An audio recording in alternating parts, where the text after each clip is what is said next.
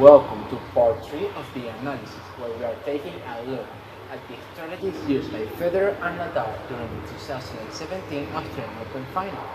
My name is Jorge, and in this video we will discuss what happened during the fifth set of the match.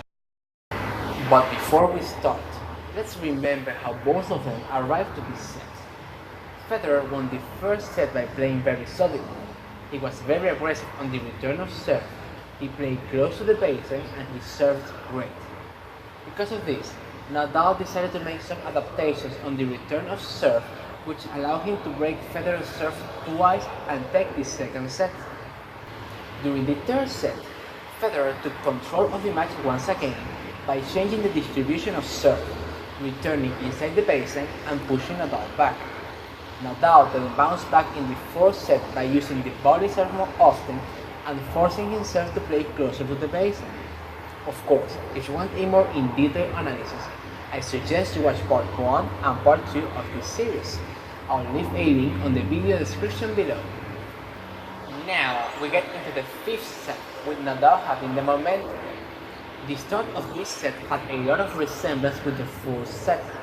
Nadal started breaking Federer's serve by playing with depth and staying closer to the baseline. From this moment, even though Nadal got the break, the match started shifting on Federer's direction. As we said in the last video, when you want to be effective by playing attacking tennis, you just need to either force a short ball or push your opponent back. That way, you have the opportunity to create spaces in court. During the fourth set, Nadal did a great job during rallies by standing close to the baseline because it denied Federer the possibility of opening the court. During the fifth set, he tried the same thing.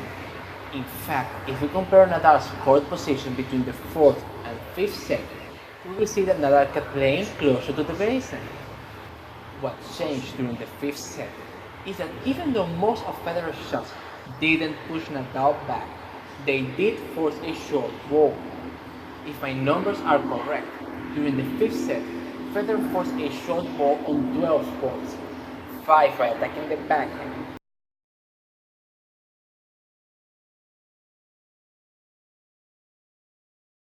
and 7 by attacking the forehand.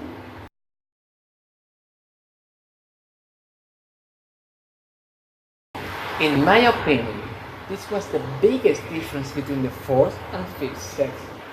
During the first set, whenever Federer tried to attack, Nadal was able to reply with a deep ball without giving away any court position, which eventually led to an error from Federer.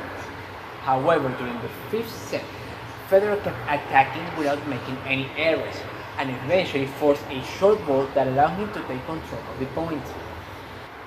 In addition to this, Federer also found a very effective way to counter Nadal's attacking game. You see, during this set, there were also some rallies where Nadal was attacking and Federer was defending. During these points, Federer hit high balls with a lot of topspin. This just allowed him to counter Nadal's attacking game and fight his way back into the point. Even though Nadal was winning, he was in big trouble. By using these two tactics, Federer became the dominant player during rallies.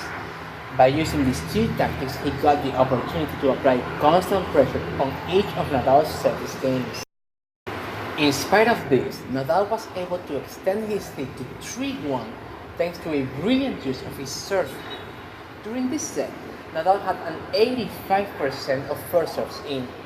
He continued using the body serve as his main weapon, which was the one that gave him better results during the fourth set, and he complemented it with his lefty serves, the T serve on the deuce side and the wide serve on the ad side. In fact, if we take a closer look at Nadal's numbers during his service games, we will see that most of the points he won were short rallies, rallies with less than 4 shots, rallies where the serve set the point for Nadal. This pattern kept repeating during all of Nadal's service games. Federer applying pressure during rallies, and Nadal defending himself with his serve. The margins were very close, but eventually Federer's pressure paid off.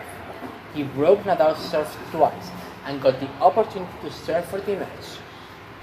During the last game, Nadal once again found depth on his shots, and because of it, he got 2 break points. However, Federer kept mixing the placement of his serves. He seized both break points and ended up closing the match. And with this, we conclude the analysis of this match. A match defined by constant changes and adaptations, moves and counter moves from both players. Usually, I like to end videos like this with a short list of the things we, as tennis players, can learn from these legends and use during our matches. However, since I gave you this list during part 1 and part 2 of the analysis, I will conclude part 3 with just one thing to add. Know your identity. Even though both Federer and Nadal had to change tactics throughout this match, they kept playing inside the limits of their games. They didn't try to execute any strategy they were not capable of. Get to know yourself. Get to know your strengths and weaknesses and develop strategies based on who you are. As always, I would like to know your opinion about this analysis. Do you share my opinion or do you disagree? Also, I wanted to ask you which way of analyzing a match do you like more? Set by set like I did here, or player by player like I did in the 2015 Wimbledon final? Please let me know in the comment section. If you want to reach me, talk about strategies, share your experiences on court, or ask for advice, I will leave a link to our Facebook group on the video description below. And if you want to see more videos like this in the future, subscribe to this channel and click the bell icon. Once again, my name is Jorge. Thanks for watching and I will see you on the next one.